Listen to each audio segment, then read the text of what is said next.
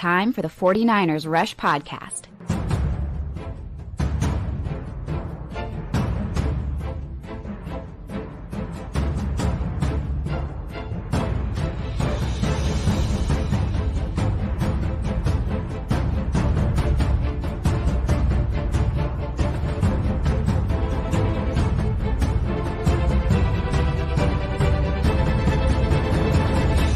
And here's your host, John Chapman. What is going on, faithful? It is absolutely incredible to be with you guys. It's Wednesday. I believe it's Wednesday, August 14th. It is currently 11:30 a.m.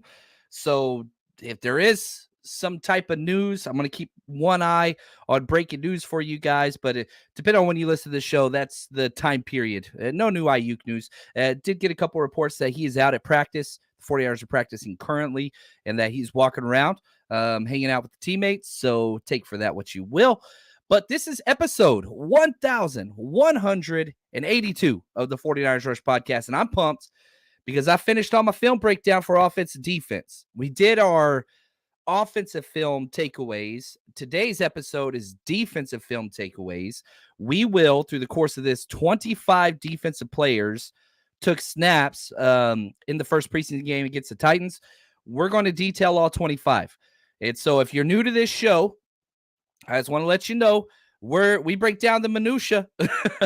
we will be talking third and fourth, linebacker nickel rotations and who stock up and down. So this is what would Wayne say? The nitty gritty. I don't want to steal his slogan, obviously. Him and Mike Andrews are the best. Nitty gritty Niners. Go check them out. But we're getting down to the craziness. That's what we want to do here. And so I want to say thank you to everybody for showing up. All the hashtag CCs, Mosquito Killer, Randy, Dave. Appreciate you guys. Josh, Don. This is awesome. We're going to have a good time here. And I think, Eric, look at that. We got Eric Meissner. If you don't know, he runs our socials. He helps us with everything. He is absolutely incredible. Appreciate you. What's up, Corey? Hugo, the man in the chat. We got Yatsik, too. That's what's up. He says it is too early to ascertain anything about our new defensive coaching philosophy. I like that question. It's more of the old. There were a couple fire zones, not too much. We didn't do any of that last year. We did some man free. We did some cover one under. And if you don't know what these are, that's okay. If you sign up to the 49ers Rush and click on Football 101, we kind of detail all these coverages and what they mean. So, but it was a lot of cover 3, cover 6. We saw some quarters. We saw some too high. So, yeah, it's more of the same. It's more of the same. I did see a lot of man late in the fourth quarter. We were doing a lot of man cover 1, a lot of man cover 2, which was fun to see. We didn't see a lot of that. So not a lot of differences, to be honest with you. Not too much at all. Appreciate all the hashtag CCs. What's up, Mike? Mike's on my softball team. You missed a good win last night, Mike. We had a good one. It came down to the wire. It was awesome. We won 5-3. That's what's up. But anyway, appreciate you guys, all the hashtag CCs. Now, before we start jumping into tape, 49ers did make a transaction that just came across the waiver wire. We knew they signed defensive tackle Nick Williams yesterday. We didn't know who they released. I was shocked. I was very shocked. Linebacker Ezekiel Turner, number 47 for the 49ers.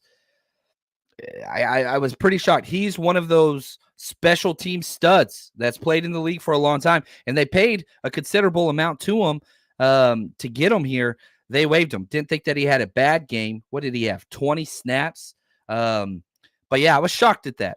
But it does show you the position they're scared of. You've got a lot of depth at the linebacker position. So I get it. I totally understand. I never really considered Ezekiel Turner in the linebacker rotation. I just thought he was going to be special teams only, kind of another one of those George Odoms, DFFs, whatever else. But he didn't climb up the linebacker depth chart. So I guess they saw that, that was a little bit of a luxury pick. So take got compliments on the fashion hat. Thank you, Josh. He says, love the blacked out hat, John. Thank you. Compliments, always welcome. I got the NFL Jam shirt with Debo and Kittle. If you want some awesome appeal or 49ers, look sharp, link in the description. Homage, they got you. And whenever you click on the link in the description of the video, it helps the Niners show. We get a kickback for everything that you guys buy. So Take for that what you will. Now, let's talk Nick Williams. Obviously, Kalia Davis has his surgery. I thought he was by far the best defensive tackle we had in the that played in the preseason game. But Nick Williams, who is he? Year 12. He's played a long time, 34 years old. This is a Brandon Staley guy that was with him just last year for the Chargers. He is a depth rotational defensive tackle. Not a big sack guy, but more of a disruptor, can eat up blocks and not cost you. That's what he is. He's 6'4", 310, so he's one of the bigger dudes that we have on the defensive line. 7th round pick back in 2013 out of Samford. I saw that, and I was like, I wonder, there's not too many players drafted from Samford, Samford. I wonder if he played with that other 49ers player who was drafted from Samford. Say it if you know it. Who was the other 49ers player? It was safety. Come on, guys. Jaquaski Tart. So I looked it up. Yeah, they were teammates for 2 years back at Samford. Went down a rabbit hole. How many players have played in the NFL from Samford? They've had 8 players drafted in their history, and we've had 2 of them, which I thought was pretty cool. Now, David Lombardi put out just a little bit of work, which I really liked. Nick Williams has played 400 snaps in 4 out of the last 5 years. He's a rotational player, very similar. I think he's competition for T.Y. McGill. I think you keep one of the youngsters, Evan Anderson or Shaquille Brown. We'll talk about them in a minute. And I think you keep one of the old vets, T.Y. McGill, who had a terrible game, or Nick Williams. I think that's kind of what that is. So we'll see how that pans out. Playing time, we still got 2 preseason games. We'll see those. What's up, Daryl? Appreciate you, man. Thank you for the hashtag CC. Awesome. I love it. Kim in the crowd. That's what's up, man. I can't put all these comments up there. What's up, Ty? Appreciate you, man. Sorry I missed you in Tennessee, but always great to see you here, my friend. Dave, thanks for the hat tip. Yeah, there we go. Some people knew the Tart. Won't put the other one. Jimmy Ward came from Eastern Illinois, which one time I was watching and somebody or walking, or was it Northern Illinois? I think it was Northern Illinois. Yeah. I saw somebody walking randomly. I think I was down in Southern California wearing was it Northern Illinois? Dang it. I think it was, yeah. He was wearing a shirt and a hat in that match. I was like, hey, man, what you know about Jimmy Ward? I'm that guy. And we became friends. We had a beer, and we talked freaking college football for like 30 minutes. It was awesome. It was a good time. But, yeah, it was Tart. So, all right.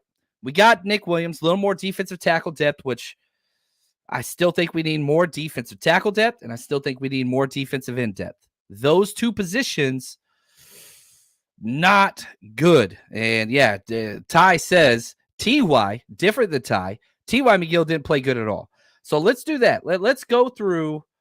Let's start interior. Let's talk our defensive tackles and how they played.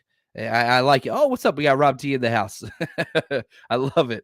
I am walking here. That's about right. That's about right. Let's talk defensive tackles.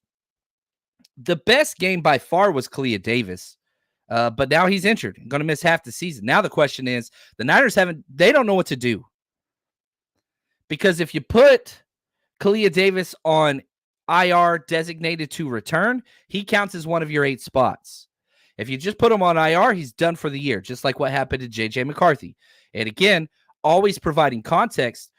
Look around the NFL. They just lost their number 1 draft pick in their very first preseason game, done for the year. J.J. McCarthy's out. Like, that is awful. I hate that. And the reason why I bring it up is Kalia Davis injury sucks, but he's not our first-round draft pick. Our first-round draft picks hurt too, but it's different. He's done for the year. That hurts.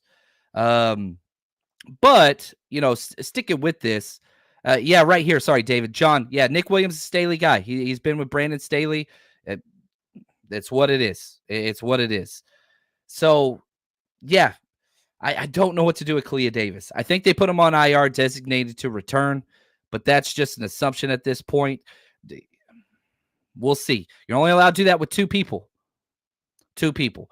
Invader says, a knee scope's only 6 weeks, right? You don't know how much of it. It said, floating knee stuff. So there's something in there which could be as little as a scope. And if that's the case, you're talking 6 weeks. Knees are tricky. Knees on big players, even trickier. So he's had the ACL in the past. That doesn't help. Don't know if it's the same knee. Ugh, I just do not know, man. They thought JJ was going to be out for a month. They go in there, have the surgery. He's done for the year. I'm not a doctor. That's not who I am. What's up, RTP in the house? Appreciate you guys. Josh says, I put him on IR, missed the season. I think defensive tackle is one of the weakest positions we have. We have 4. We have 8, and that's the thing, right? We're talking about the number 5 defensive tackle. The 49ers usually keep 6. In the past, they used to keep 5. We've got a solid 4. Javon Hargrave, Malik Collins, those are your starters. Then you've got Kevin Givens and Jordan Elliott. That's your Bravo group, but you got to have more. You can't have just 4. And so you need somebody to step up and show that they could play. It's right there. It's basically non-existent. I'm with you, TY. And so let's go through them. Kalia Davis was the best. He played 30 snaps, but he ain't coming back. T.Y. McGill was the worst. He played 42 snaps, 2 false starts on short yardage situations as the clock was expiring. That dude's a vet. He's playing like a rookie out there.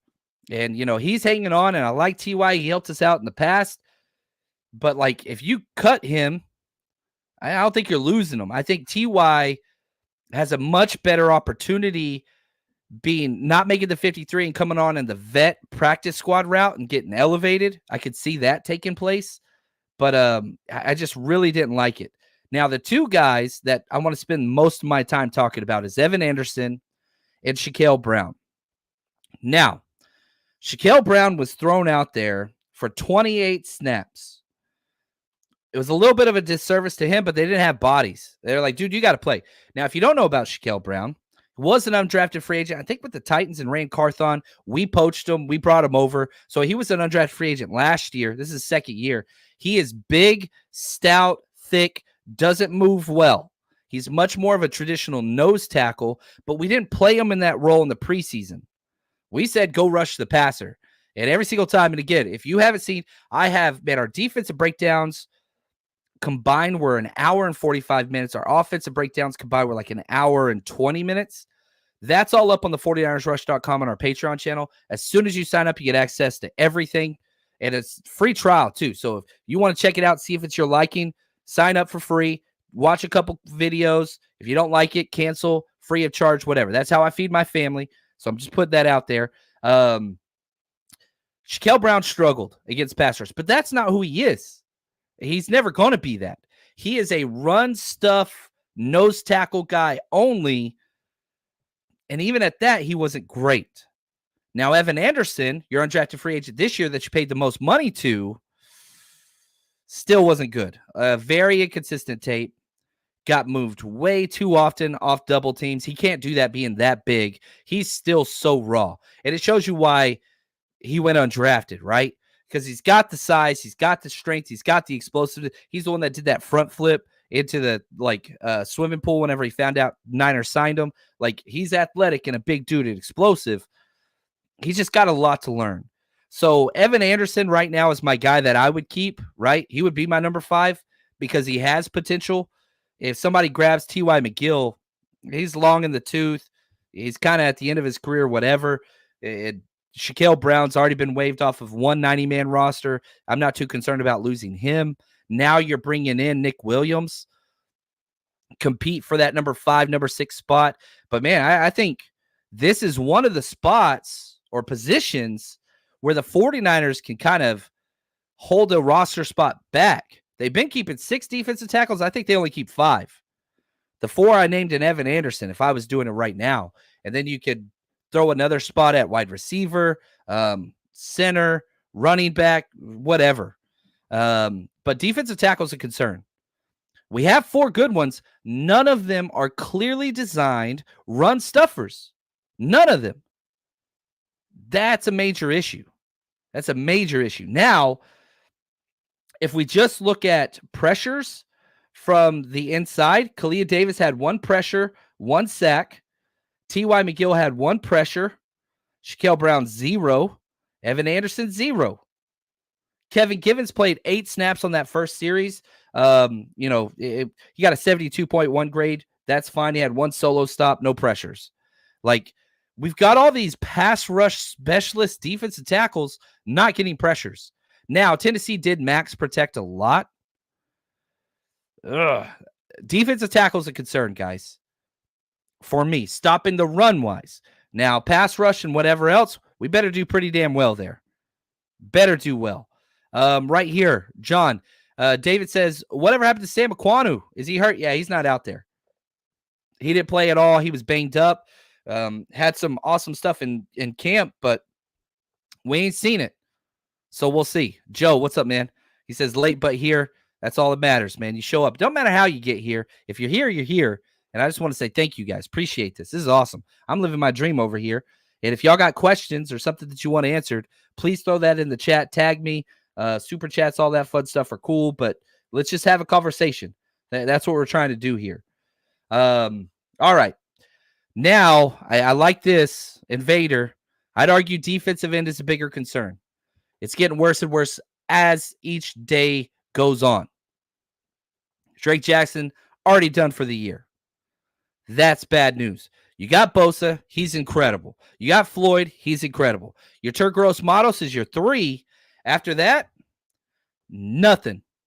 And I mean nothing. This scares the living bejesus out of me. I'm going to be honest with you.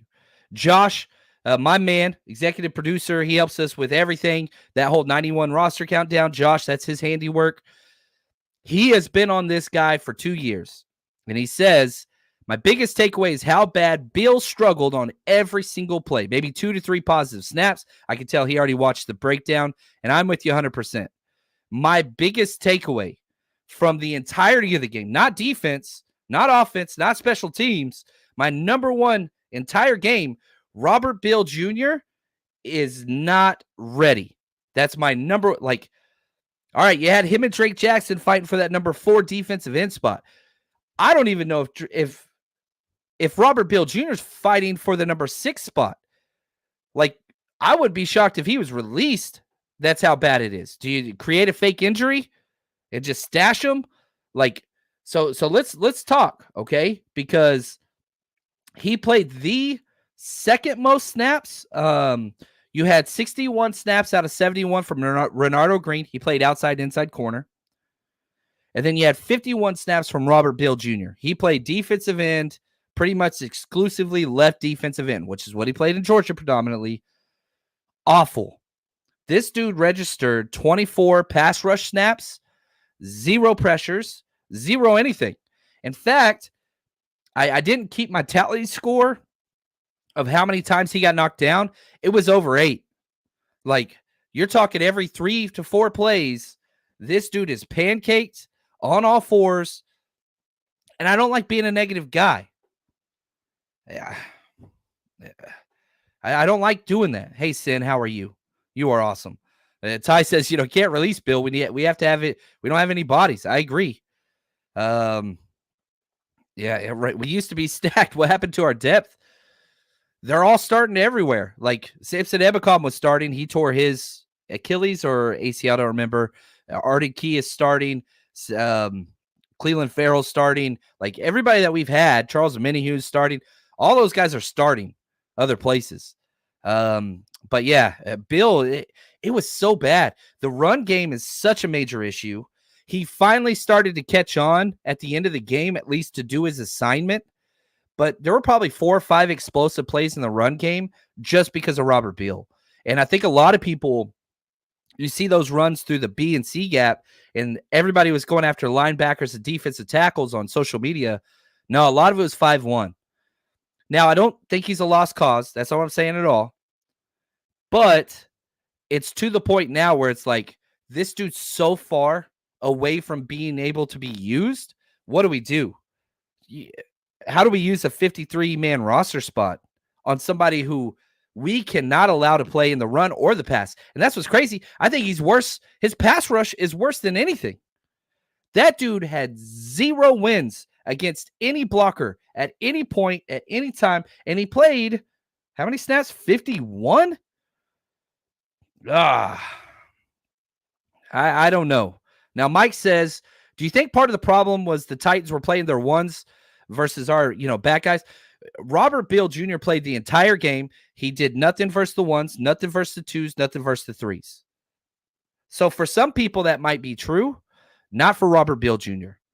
And you know me, man. I'm Mr. Positive, and I love Robert Beal Jr. I thought that was one of my favorite picks.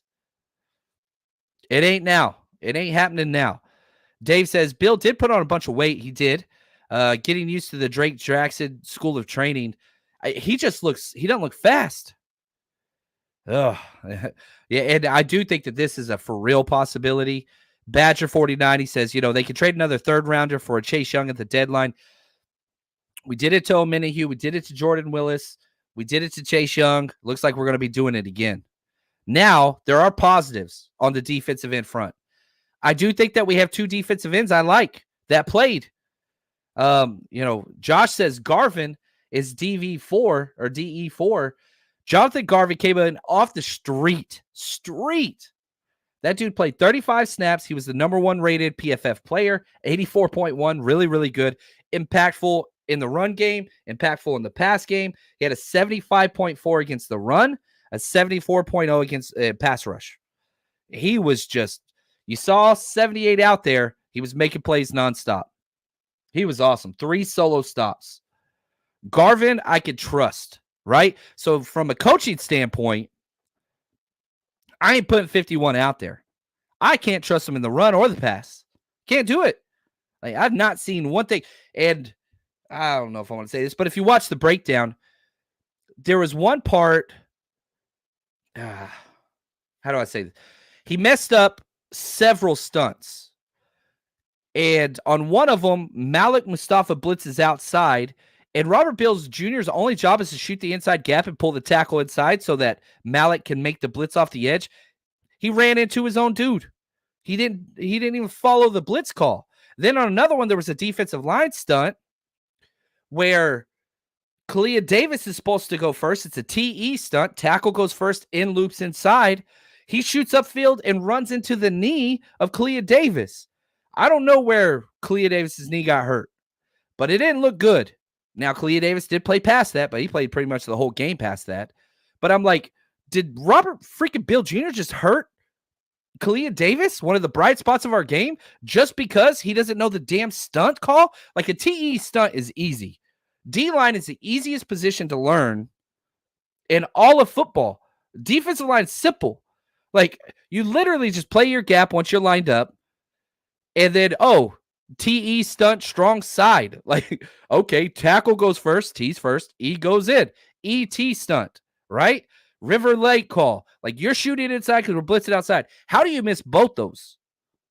And okay, I'm a Longhorn. That's my whatever. Most of my family's from Georgia. Go Dogs. I've been to a lot of Bulldogs games. I love the Bulldogs, but it's like, good Lord. Look what happens to the players that come out of Georgia. Football IQ is like a 1. Look at Stetson Bennett. Look at all the D linemen. Like, trouble off. Like, Georgia don't care about that stuff. They're the Andy Reid of college football. They don't care what you do off the field. They don't care about intelligence. That's not their thing. Now, the Niners usually put that at and I don't know if Robert Beal is just not studying, but like, you don't have to study to understand what a TE stunt is. Now, how do I say that? How do I say it wasn't all negative? I did see 2 to 3 positive plays, and I did see him get better as the game progressed, but it was still really, really bad.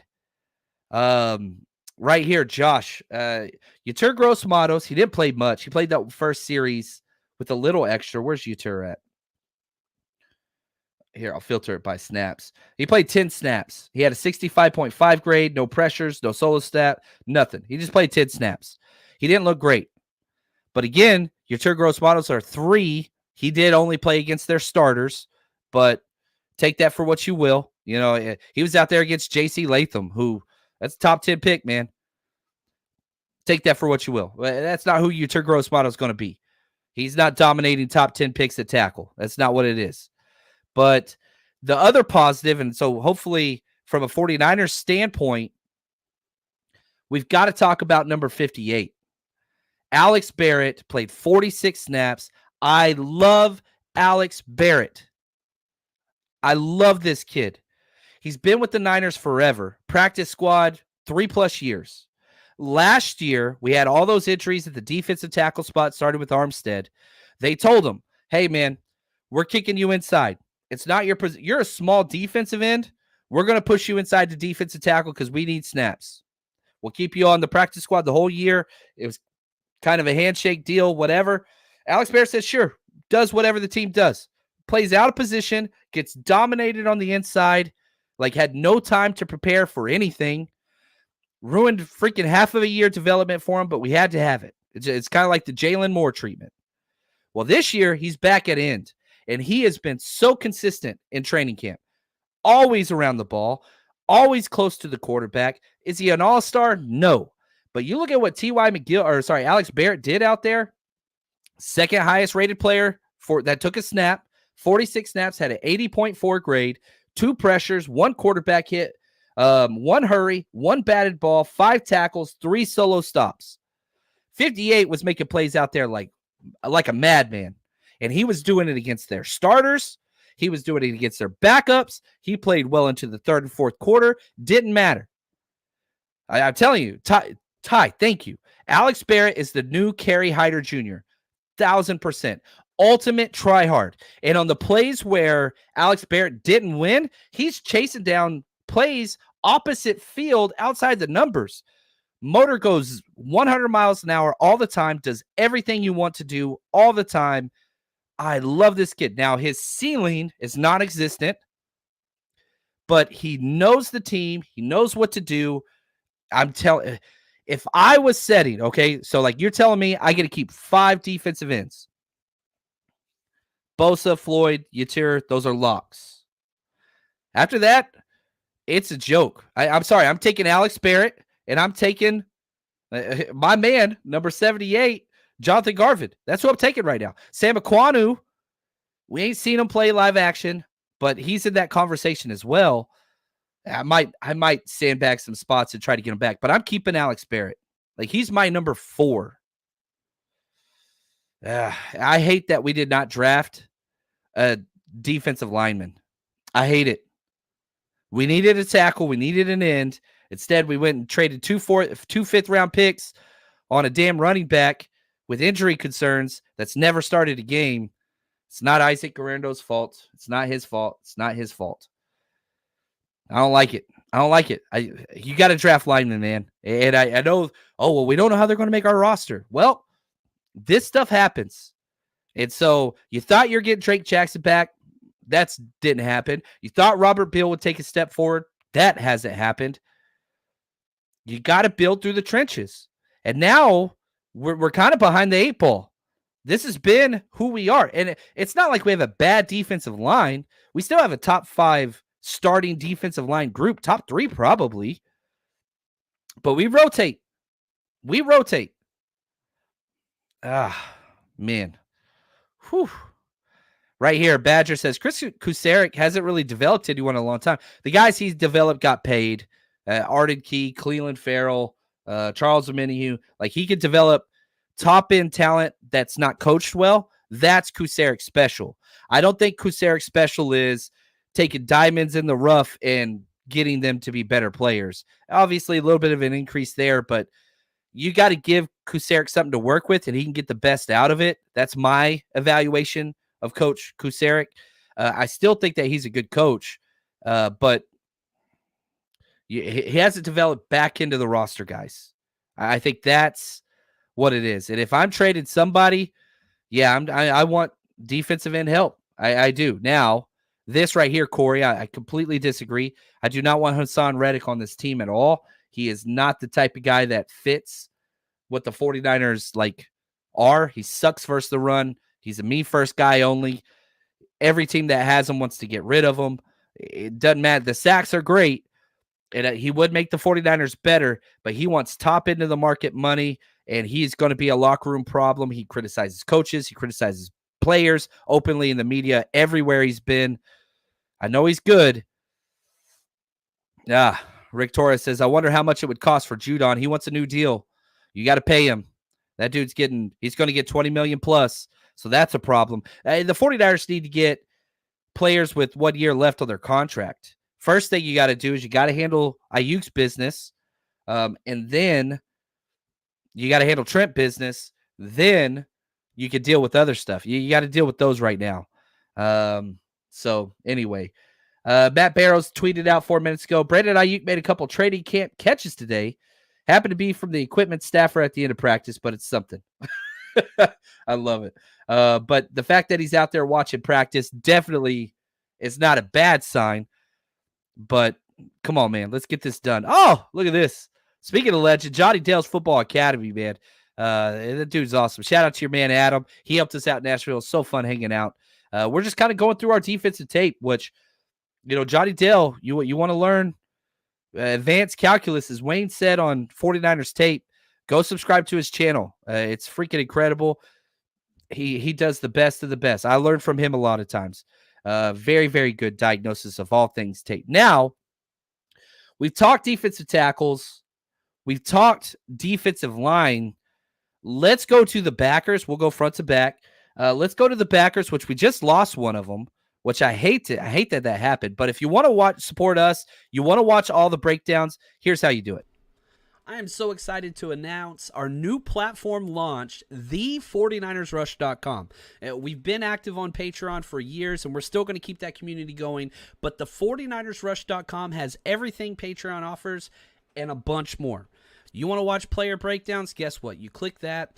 It's filtered based on players. You want to see Javon Hargrave, what he brings, some CMC tape broken down, Ayuk, Jair Brown. We've got hundreds and hundreds of tapes on. Now, you want football 101. You want to learn scheme.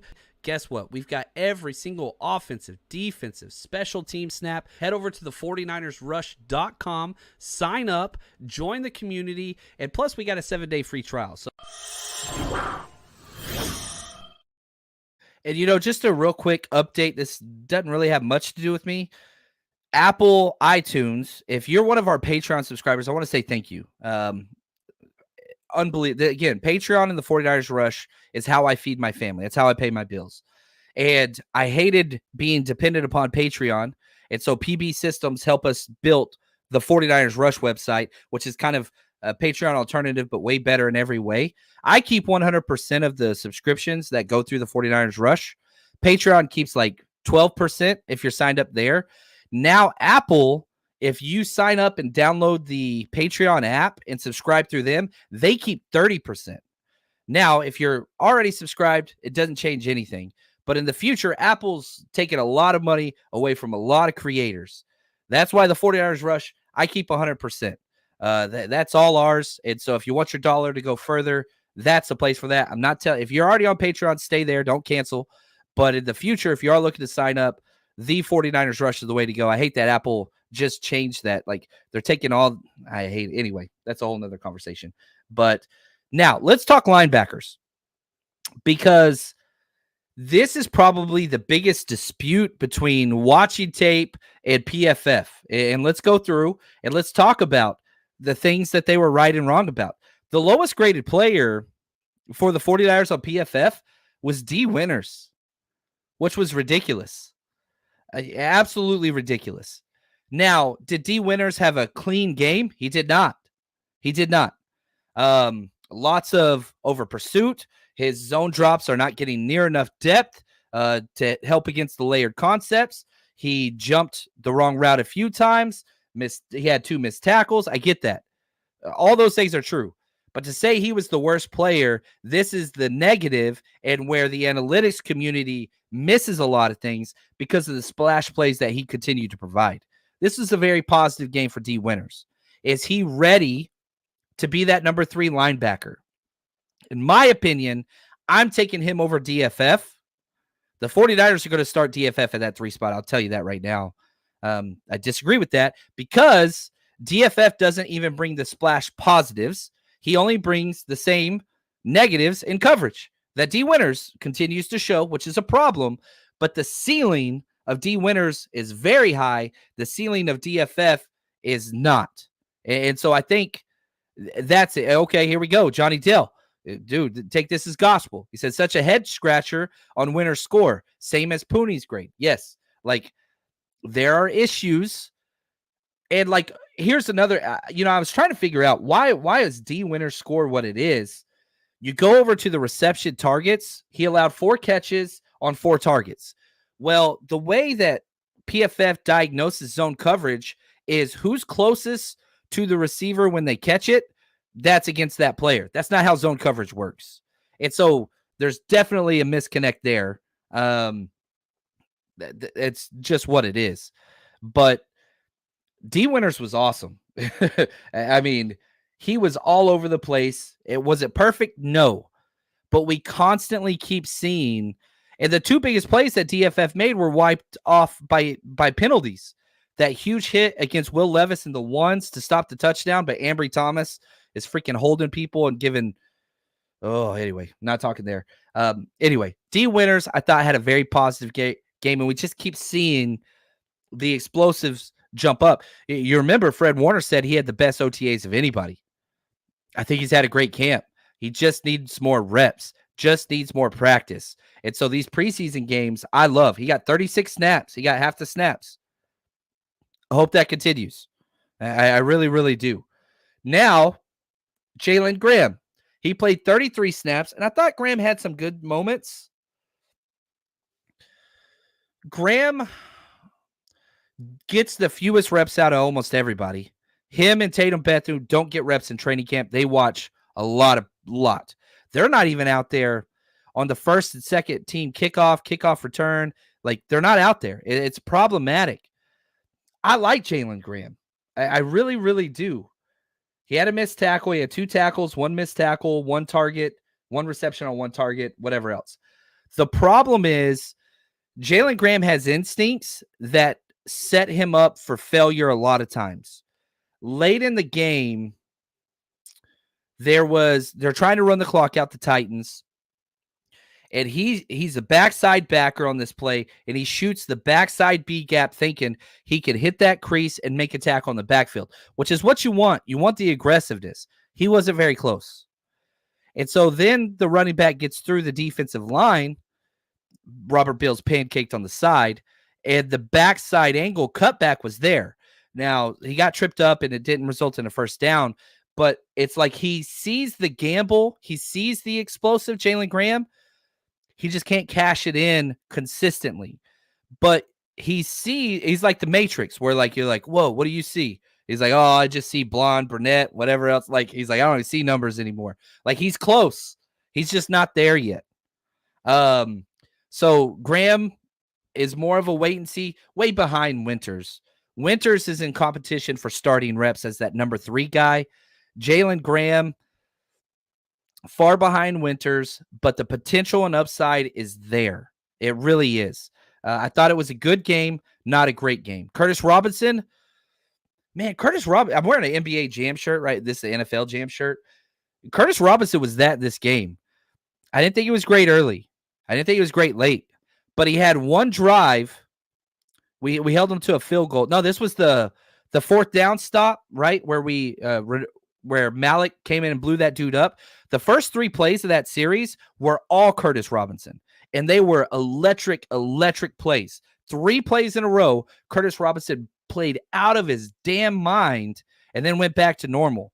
And so it was weird. It's like, okay, this is a short yardage linebacker with explosiveness and size and all those things. But in the middle of the field, I didn't like it. 37 snaps, had a 50.5 grade, 4 tackles. I like that. 1 missed tackle, 2 solo stops, 3 catches on 3 targets. But man, 3 of his best. I should probably talk to Juan, but nobody's looking for Curtis Robinson highlights. Sadly, I wish they were. But those 3 plays were just like, ooh. And then next play, and then the very next play was like, that's what I'm talking about. And then Malik comes in and cleans it all up. So Curtis Robinson, I think stock up. I'd prefer Curtis Robinson over DFF as my backup Mike, if I'm being honest, because the middle linebacker spots, Fred Warner, DFF, Curtis Robinson, Jalen Graham. That's the rotation currently. I I'm not a DFF linebacker guy, and he's probably better than I'm giving him credit for. I just want him playing special teams. That's just all I want. DFF, go be a special teams ace, get your $2 million a year, which is, the going rate for that, and I would be very happy. I would much rather these guys get the benefit of the doubt whenever it comes to kind of getting linebacker play. That's just me. Let's see here. We're getting more updates. Matt Barrow's just talking about everything that Ayuk's doing.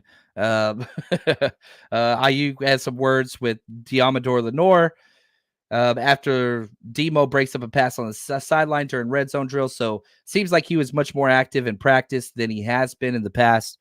Take that for what you will. Dave says Robinson stayed on the practice squad last year instead of signing an active contract elsewhere means a lot to me. They've invested a lot in Curtis Robinson. They chose him over Marcelino McCrary-Ball. They chose him over a lot of linebackers that have kind of gone out the door. So they like him. Stanford kid, smart kid. He's a fun player. I really like him. Now, other linebackers, let's see here. Ezekiel Turner just got cut. I thought he played okay. Tatum Bethune was hot or cold. His zone drops are the worst, probably the worst. Like, he does not get to his spot ever. If he sees something underneath, he's jumping it, which you just can't do. When we're at our kind of cover 4 or palms coverage 3 under, he just does not get the depth that you have to have, Tatum Bethune. But against the run, that's where he kind of shines. It made some really good plays. 5 tackles, 3 solo stops. You see what it's there. I don't know. Tatum Bethune's going to have a hard time staying on this roster. There's a lot of linebackers. We'll see. I hope they find a way. I really do. Am I missing any other linebackers? Nope. I think that's all of them. Let's get to our corners next, which, hey, man, our secondary is deep. And that's even with some injuries and with some other stuff going on. But they have been consistently solid. Now, also consistently solid. Anytime you go to a 49ers away game, you better come party with us. All right, 49ersRushRoadTrip.com is live. Tickets are available for all of our road trips this year. Just go to 49ersRushRoadTrip.com, click here for tickets. Brings you to our landing page here, and you can see all the events that we're doing. And so once you pick an event, you just click on 49ers Bucks, scroll down. You can see our pre-party. You can see our tailgate. You pick what you want to do there. And right now the prices are as low as they're ever going to be. They only go up. So we got early bird pricing till we sell a certain number of tickets. You can check out there. You get a QR code ticketing site, which we built ourselves, which I'm so excited about. 49ersRushRoadTrip.com. Go party with the faithful. And I will just say this for Tampa Bay. We have filed permits. I don't know if I'm supposed to say this because they haven't gone through yet. We filed permits with the city to host a beach party in Clearwater, which is just, 20 minutes outside of Tampa, maybe a little bit longer. But yeah, so we're looking to have a beach party. It's probably going to be our biggest party of the year. If you're thinking about going to a party and you're like, oh, which one do I go to? We're going to have a player. Can't put that out there yet. Beach party on the beach in Clearwater, Florida. Bartenders, music, food, NFL player, legend NFL player. It's going to be pretty awesome. So if you're like one of those people like, oh, what game should I go to? Tampa Bay, that's top of the list this year. It's going to be absolutely incredible. So anyway, I'm just putting that out there. We are investing a lot of money and resources into these parties to create the best atmosphere and experience for fans out there. So, just say, oh, what's up? Jack shows up. We're talking beach party. That's right. Tampa Bay, baby. Now we got to see how it's going to go with the city and all that stuff. But with the people we're working with, I think we're going to get it done. And it's going to be epic. I really want to create just like one of the most memorable experiences I've had with the 49ers community. And Tampa, we're pulling all stops, baby. Pulling all stops. Now, let's talk corners. And we'll start with somebody that didn't play. What's up, Logan? Appreciate this. I'm still hoping Darrell Luter Jr. can get on the field. He's looked really good in practice. He has, Logan. 28. He's one of the first ones out there every time. I love the work ethic. Love the size. Love whenever he's playing. He's just kind of in that Ricky Pearsall territory now. Missed a lot of time last training camp. Missed a lot of time this training camp. Missed the first preseason game. He's right. He's never, I don't want to say never. He hasn't been super injured, but he's injured enough he can't practice. And he's just on the sideline sprinting all the time. How do we get that kind of next stage to where he's just consistently in uniform? Because he needs in-game reps. Sorry, I can tell my voice is going down. So it's like, all right, we got the Hall's cough drops in. Sorry about that. I know that's not the best audio, but I got way too many guys to talk about still. I can't go nowhere. This is too damn important. 28, Darrell Luter Jr. is awesome. And I think they wanted him and Isaac Yadam to be those two guys, compete for the 3 and 4 corner spot. He just hasn't been available. Ambry kind of took that spot. Now Renardo Green's kind of in that spot. Where is Darrell Luter Jr. going to be whenever he comes back in? I don't know, Dave. Lost training camp for Luter, who was on the redshirt program in full effect. And there's just injuries everywhere across the entire NFL. Yeah, the 49ers kind of have received probably the largest number of injuries. Thankfully, so far, we're still not at the point where we have the most or most severe injuries. We do have probably the most, but they're all ticky-tack shoulder, ticky-tack hamstring, calf, whatever, knee irritation.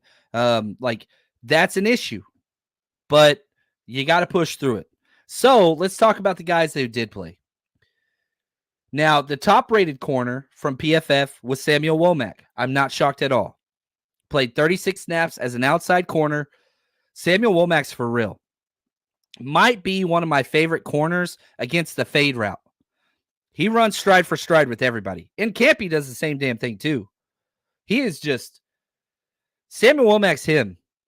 And, there was one play, and I'm breaking it down. Malik Mustafa whiffs on a coverage. He just screams downhill. He had the deep half. Womack turns around and just screams at him, top of his lungs. Malik goes out, makes the next play, responds correctly.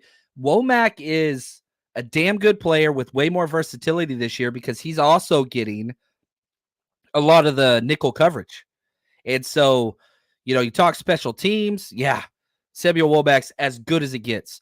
We healthy scratched him in the Super Bowl. That cost us. Ball goes off Darrell Luter's foot.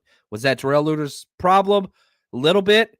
Would have it happened if Womack was there? I don't know.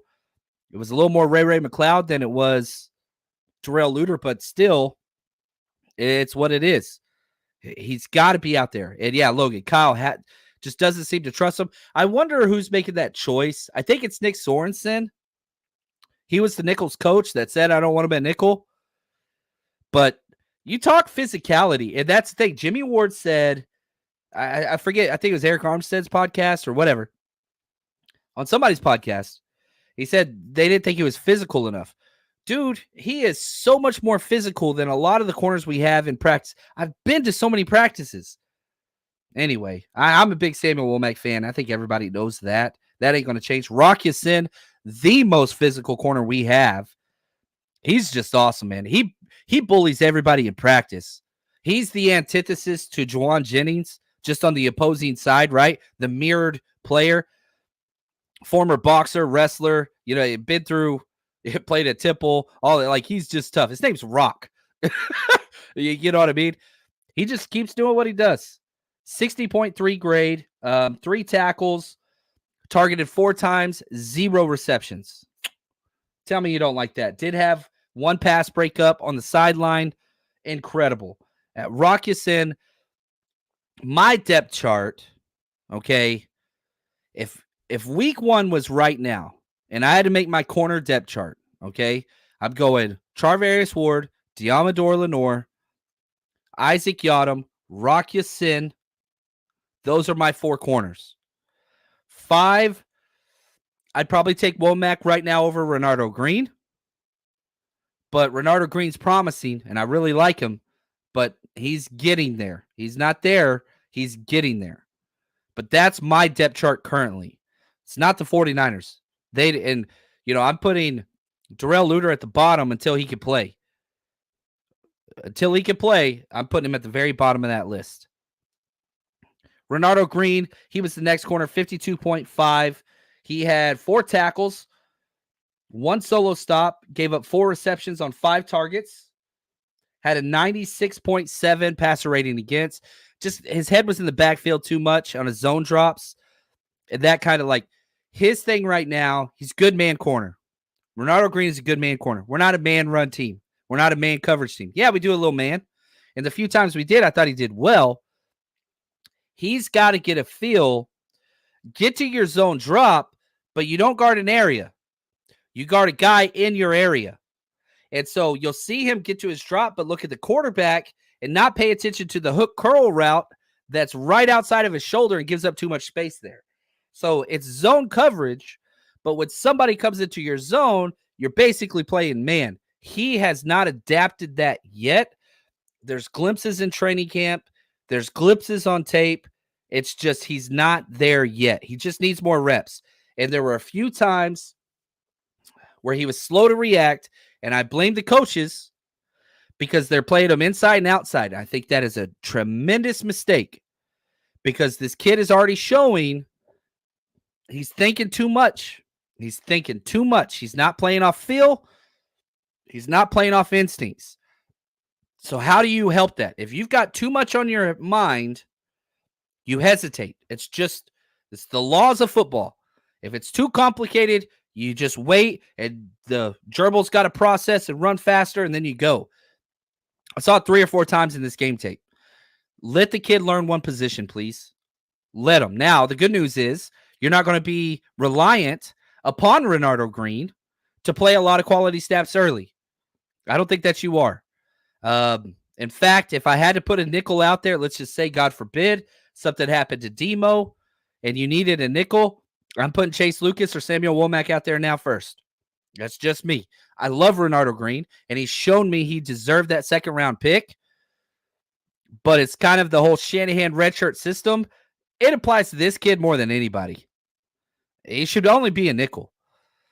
And so he just needs time and simplicity and instincts and feel and reps. That's what he needs. At the nickel spot, we've got so many outside corners.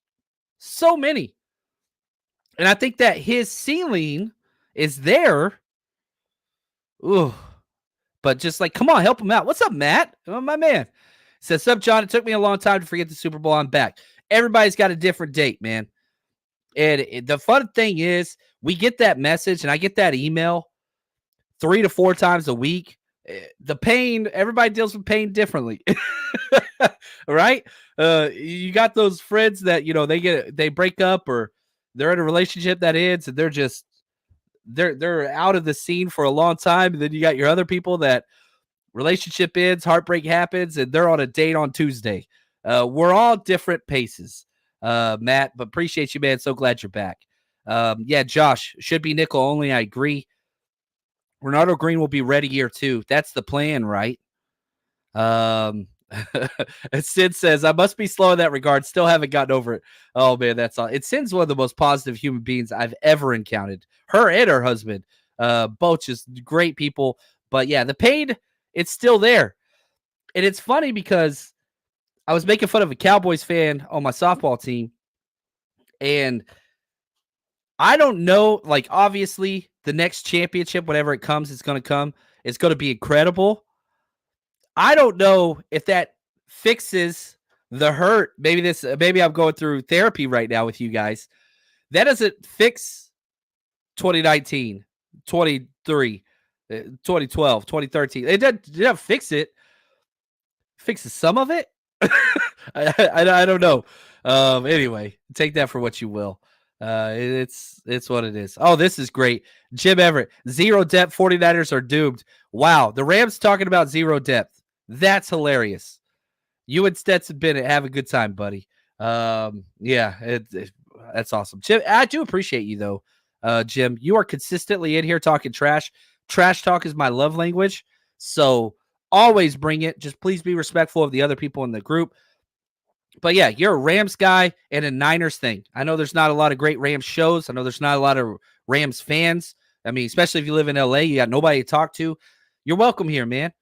So you do your thing, buddy. I know it's hard. There's no such thing as Rams gatherings, right? You even have a slogan that says "Our house," even though you've never had 50% fan attendance in your own stadium. So you're welcome here, buddy. We're here for you. Just let us know what you need. We got you, buddy. Appreciate you, man. Now let's talk safeties. Last position here. I feel our safety room is about as solid as you're going to get. It's really good. Now, Talanoa Hufanga is incredible. He's supposed to come back, soon next week. We'll see. But you don't need him to. Jair Brown is just an absolute behemoth. He played incredibly. Didn't play much. How many snaps did he get? Jair Brown got 14. George Odom got 14. George Odom, this dude, I don't know. I don't know what happened, but he is a new human being from one of the worst coverage safeties ever. And maybe we need to have this approach with somebody like a Robert Beal Jr. who's just looked really bad. Look, you can grow. And with somebody that was drafted as high as Robert Beal was, and the athleticism and all that stuff, there's time to develop. And the Niners do give people time to develop. You just got to give them a reason why you belong. But George Odom, golly, 74.5 grade. He had an 80.9 tackling grade. I think the highest on the team. No, Malik was higher. God, Malik's good. He had 5 tackles and 14 plays, George Odom. He was everywhere. That's against their starters, right? So, checking boxes. George Odom's, he's been a spot, fill-in safety with the Colts. He filled in for us on like 2 drives, gave up touchdowns on both those during the season last year. Amazing OTAs, right? Nick Sorensen said he had the best OTAs of anybody in the secondary. Had an amazing training camp, led the 49ers in interceptions against Brock Purdy all throughout training camp. He goes out there against the ones, freaking 5 tackles and 14 plays, playing with his hair on fire. 2 solo stops, gave up 0 receptions. 30 is just, I'm telling you, man. Whew. It's awesome. Ty, I like seeing me some George Odom. He's showing rank. He is everywhere. Now, Logan right here, Jair honestly needs a nickname. It needs to be something fierce. He is mean. That dude is a mean man. And it's funny, I joked around earlier, and I kind of regretted it as soon as I tweeted it out or whatever. I tweeted J.J. McCarthy was out for the season, and all injuries suck. I was not trying to whatever. But I tweeted out, Brandon Allen for a 3rd rounder. Who says no? And the mentions, I haven't gone back through, and I was joking. That's not going to happen. But everybody was like, no 3rd rounder, no 3rd rounder, no more threes, no more threes. And I get it, because we've got a lot of bad threes. Trey Sermon, Ty Davis Price, Cameron Latu, got a kicker pick, whatever else. But man, we got some good threes too. Fred Warner, Jair Brown, Dominique Pooney. Yeah, they're fewer, but like, good Lord, that's 3 really amazing draft picks. And so, like, I know we build up these calluses, and you hear certain things and we get triggered or whatever, and you're like, 3rd round pick, ooh, like, this is going to hurt. Like, you're bracing, like, oh, what are they going to do? But I'm just saying, like, dude, that's 3. We don't know about Pooney, and it's early. I get it. And Jair Brown, yeah, he's, year 2. I'm just saying, those 3rd round picks, maybe, I appreciate the swings. I really, really do. I appreciate them. Yeah, right here, Matthew. Gio is all about his business right now. Tig isn't a mean enough name. That's his nickname growing up, Tigger, right? Tig, I do like that, but I want mean right here. Jair Brown Bear. We already got a smaller bear. I like that. Tig's not fierce enough. Yeah, right here, Dave. We don't need another 3rd round running back. I agree. Man. Anyway, other safeties. Our starters are great. Like, I know a lot of people were like, oh, we got to sign Justin Simmons. No, you don't. No, you don't. Safety's fine. Gibson signed with another team despite being suspended for like six games. Shout out to him, man. Prolonging that career, making that money. I'm happy for him. I am also glad that he didn't come back. I did not want his play in the playoffs was terrible. He did have a great second half against Detroit and caused that fumble. That was the turnaround. But the time here was done. But I'm happy for him to get paid. I always want people to get paid.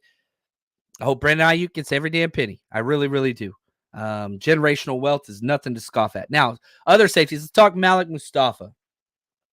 Played 46 snaps, had a 57.8 grade, 3 tackles, 1 solo stop, targeted twice, no catches. He was in the wrong place a lot of times. Now, and here's my favorite thing about him. I talked about the play earlier where Samuel Womack like lit him up. Lots of cuss words. But here's the thing, and I always used to say this as a coach. Look, whatever you do or don't do it full speed. If you make the wrong read, you go full speed, something good could happen. You make the wrong read and you complain or hesitate, nothing good's coming of that. And so we're in a split safety look. I don't remember. I think it was, we'll talk about him in a minute. It was the undrafted free agent kid next to him, Jalen Mahoney, and Malik Mustafa. They're in a split safety look, 2 high type look. And they snap the ball, and the number 2 tight end does like a shallow slant drag. It was a crappy route. He screams from the deep safety position as fast as he can. Now, Malik Willis, the quarterback for the Titans, is rolling out. And he just he's running a 40-yard dash. He's the first guy there, jumps up and almost affects the pass. It was incomplete, whatever else. But what you don't see in the broadcast view, there is the number 1 wide receiver streaking down outside the numbers with about a 10-yard burst on top of Samuel Womack because he was supposed to have underneath. But this is how good Womack is the outside corner. He's supposed to play under coverage because he's got safety help. Malik said, screw safety help. I'm blitzing the quarterback from 15 yards deep on the hash, which is awesome.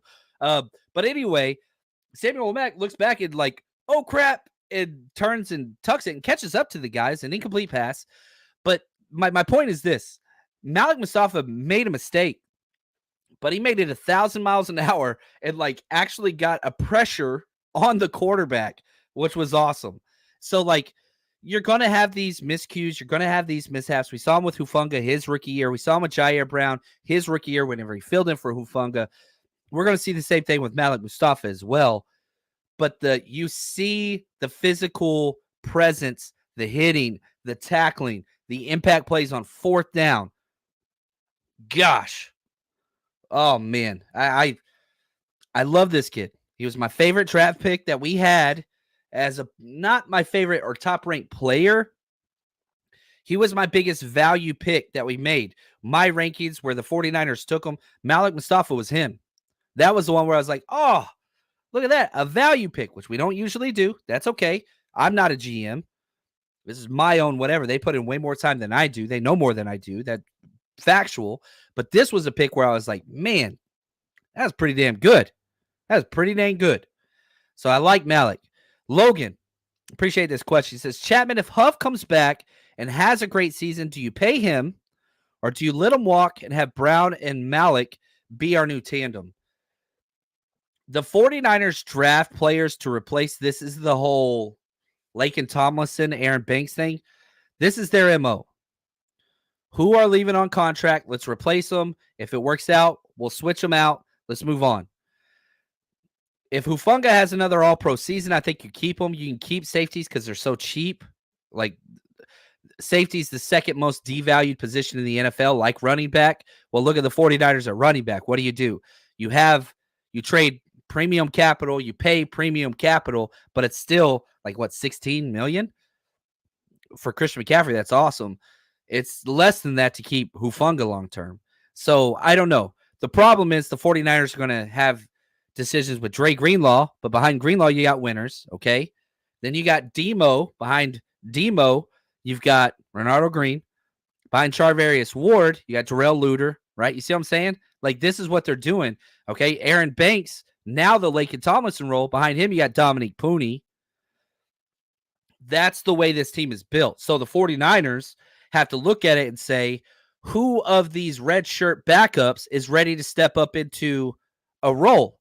And I think that's going to kind of determine the route you go, much more so than how Hufanga plays. Let me rephrase it this way. If we just look at Hufanga and Diamador Lenore, they both have understudies. And I don't know if this is the approach they're taking, but I would rather take the approach of which understudy is the most ready. If Renardo Green has shown he's ready, then let's let Demo go and sign Huff. Now, they're going to get paid different amounts, and I'm oversimplifying this, and there's way more involved. I'm just trying to throw a scenario out there. If Malik, the understudy, is ready, well, then let's let Huff go, and let's re-sign Demo. Does that make sense? And I think that's kind of the idea. Is the understudy ready? Well, Malik has passed every single test so far. Renardo Green has passed the training camp test. He hasn't passed the preseason test. Malik's passed both. But again, Malik wasn't without fail. Neither was D. Winters. Dominique Pooney was the most clean of all the quote-unquote understudies. But, I mean, shoot, Dominique Pooney might just be forging his own path anyway. Papa J, I like this. Malik the Lot Mustafa. That I'm not gonna lie, it kind of turns me on a little bit. Yeah. Oh, here we go. Apex, appreciate that. Come on, man, you can't come in with like a negative like this. But it says can't forget about Joe Williams. Forgot about Jalen Hurd. There's a lot out there. Yeah. John Q right here says Ayuk back at practice. Good sign? Yes, good sign. Yes, good sign. I've never once said the most likely thing is the trade. I have constantly been on he wants to be here. The 49ers want him here. We'll see how it pans out. I'm not an insider, just my feel. There's 20 other shows that are just going to talk about Ayuk. I'm going to leave that to them. I do think that he stays. And I love him. I love that dude. He's my son's favorite player. He's got the jersey. I hope he stays. Everybody thinks he does. So let's talk some more safeties. Let's get to what we're here for, baby. Let's go. Taylor Hawkins, one of my favorite players. 30 snaps, 53.6 grade. Did have 2 missed tackles. I didn't like that. 2 tackles, 2 missed tackles, no targets. He flew up and feels all. He's just so small. But the Niners gave him some reps last year in the last game against the Rams. He got that pick and then broke his arm, but he's back. Love Taylor Hawkins. He's the Alex Barrett at the safety spot. It's just what he is. Does all the right things. Super low ceiling as far as talent goes, but he makes all the right calls, always where he should be, always does what's right, just ceiling athletically and physically, you know? And so his career is probably going to be practice squad. How many injuries would have to take place for him to play? That's rough. Logan says, I feel bad for Taylor Hawkins. I feel he could start on another team. I thought the same thing with Quantrez Knight. It just didn't catch on. And Quantrez Knight, I think he got to the point where he's like, dude, I'm tired of doing this practice squad thing. I'm either going to play or I'm not going to play. Goes down to Arizona, didn't get a play, and that was kind of it. Maybe he's got more left in the tank, but he's not on a team currently. But, like, there are these guys. Everybody thinks the average NFL career is George Kittle and Kyle Juszczyk, and because these are the names we know. No. For every George Kittle, there's a Quantrez Knight. This is the reality. And whenever the CBA and all the collective bargaining stuff happens, all the attention goes to the stars and the quarterbacks and the all-pros. And I'm always just like, man, what about the dude that's 4 years on a practice squad with back problems and knee problems and never got paid serious money? Yeah, this is a decision that they make. But like the NFL is a $1 billion enterprise that fires everybody anyway, no matter how well things do and how much money they make. Why the hell can't we take care of the health and player safety of these back end of the roster guys? That's my thing. And so Ayuk, get it all, my friend.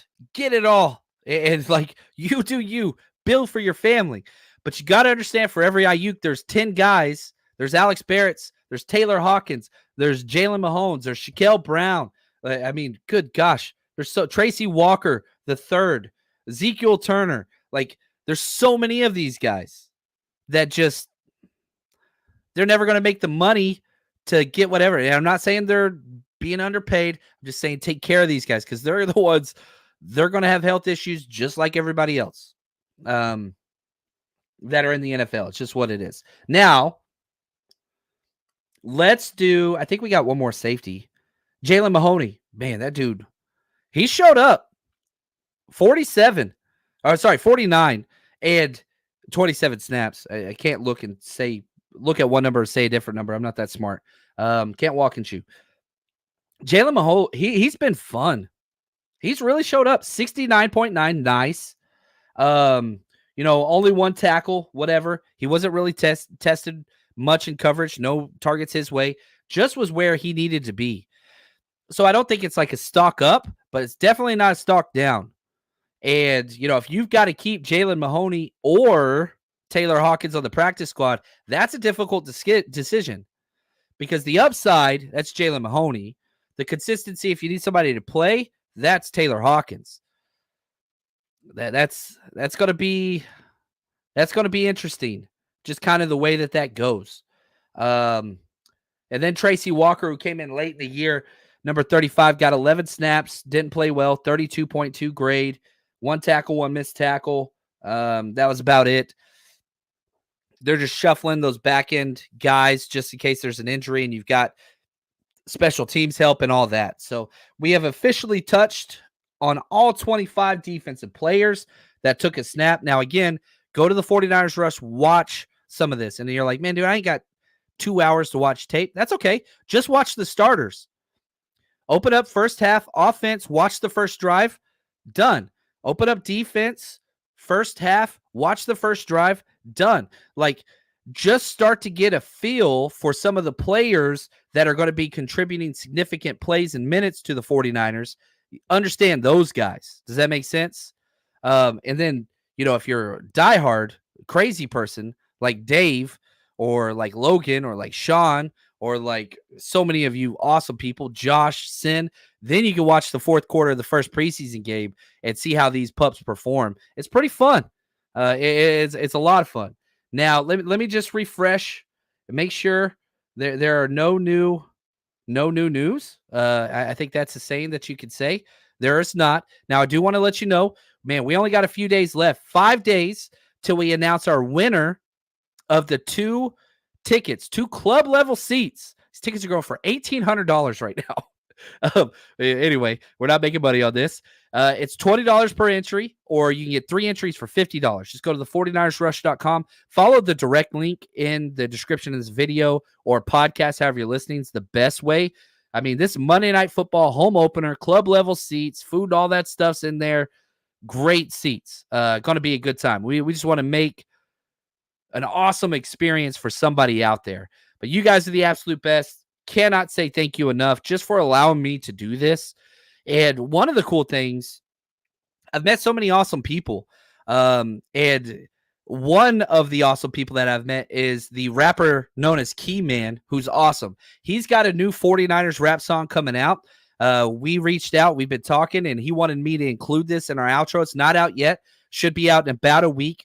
But go look up Keyman. Wherever you listen to music, just type in Keyman Debo. One of the coolest songs ever if you're a Niners fan. But here is our outro. Shout out to my man Keyman, whose song's about to come out. Want to say thanks for supporting today's show. And to take us out, we're going to go to a new song from Keyman. You know what it is. Your quest don't stop. 49er faithful when the rest gon' fly. Ride for the team that we love on God. We gon' lift them up till they up on time. Till we up on time. The quest don't stop. 49er faithful when the rest gon' fly. Ride for the team that we love on God. We gon' lift them up till they up on time. Till we up on time. Yeah, we been running plays since 46. Keys on to the stick, we been in the mix. Take it to the zone, we been striking gold. That 49 away winning Super Bowls. So many legends, check the Hall of Fame.